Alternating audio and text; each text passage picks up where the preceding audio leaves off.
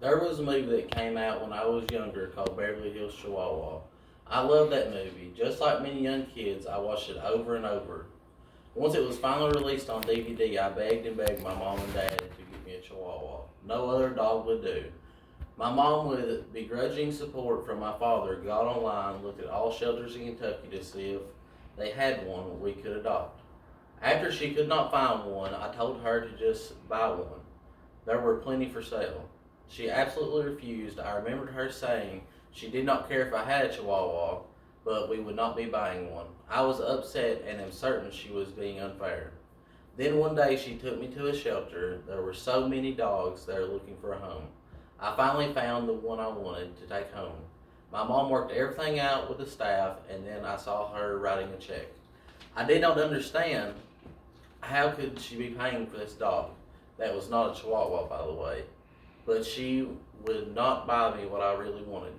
We had to leave the new dog there, and we had to pick it up later. On the way home, I asked why we had to leave it and why we had to pay for it. She explained that the dog had to have surgery so it would not have puppies, and we were not paying for the dog but rather for the vet services and the adoption fee. Once I got my dog home, I named her Molly. Molly was a mutt, but I loved her more than I could love any other dog. I came to understand if we had not saved Molly, she might have had been put down. I also came to understand why my mom was so dead set on us adopting a dog from a shelter instead of a breeder. As I've gotten older, I have came to see the problem with stray cats and dogs can be solved by people adopting pets and not buying them. A much better solution than having them put down.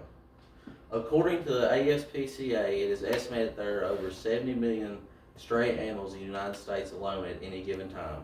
Of this 70 million, only 6 to 8 million cats and dogs find their way to the roughly 3,500 animal shelters in the United States. This averages five homeless pets to every homeless person in the United States. The sheer number of homeless pets creates a huge problem for many towns and cities. The cost alone to get the animals off the streets and care for them alone is staggering.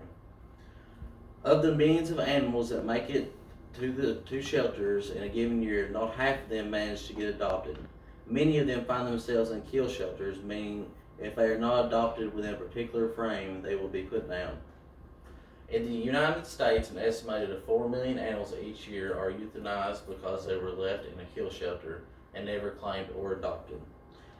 There are numerous causes for the problem of strays that exist, but one of the most prevalent is the owners are not getting their pets spayed or neutered. This causes a massive amount of overpopulation. An unspayed female dog can have up to 67,000 offsprings, and an unspayed cat can have up to 420,000 offsprings. In addition to not getting animals spayed and neutered, many new pet owners do not understand the full responsibility of owning a pet. When they realize the amount of work and money involved, they will often decide to surrender their pet to shelters rather than keeping it. I spoke with Paula Owens, who runs transport and fosters for Little Hill Rescue. She stated that one of the biggest issues that many new owners do not understand the monetary commitment of owning a new pet. Also, many become frustrated with their pets because there is more patience and training involved than they want to commit. All these contribute to the high rate of surrender seen in shelters. There are too many good animals in shelters for breeders to be needed.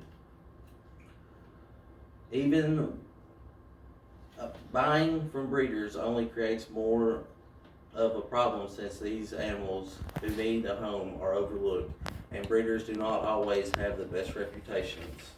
Because breeding is a money-making business, often these breeders put production over the health of a dog. According to PETA, the dogs are bred too often too quickly, thus deteriorating the health of the mother.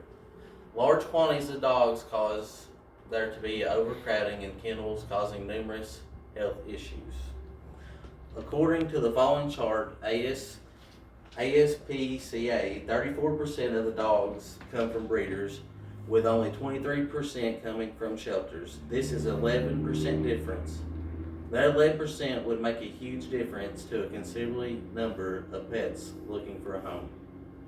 Many may say that breeders are needed in order to get specific breeds. However, 25% of dogs in shelters are purebreds, debunking the myth that breeders work.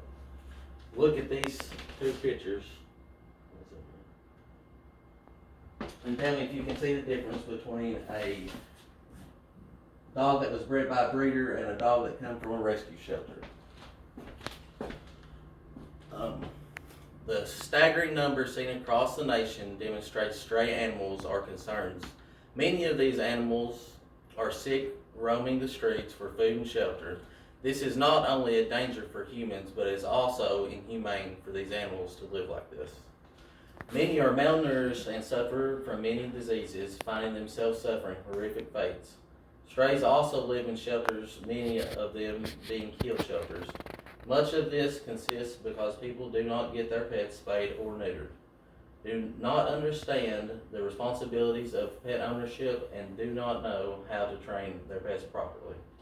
The best way to rid the nation of its stray animals would be to adopt from a shelter instead of buying from breeders. Many breeders are good, and I certainly understand that for those who want show dogs, this might be the only option. However, for a pet, an animal from a shelter would make a great companion. Many breeders are not good and often house their animals in subpar conditions. Buying from these people only encourages them more. I urge you to consider getting your next pet from a shelter. You will help solve the national problem, save a life, and gain a companion that will love you more than you could ever imagine.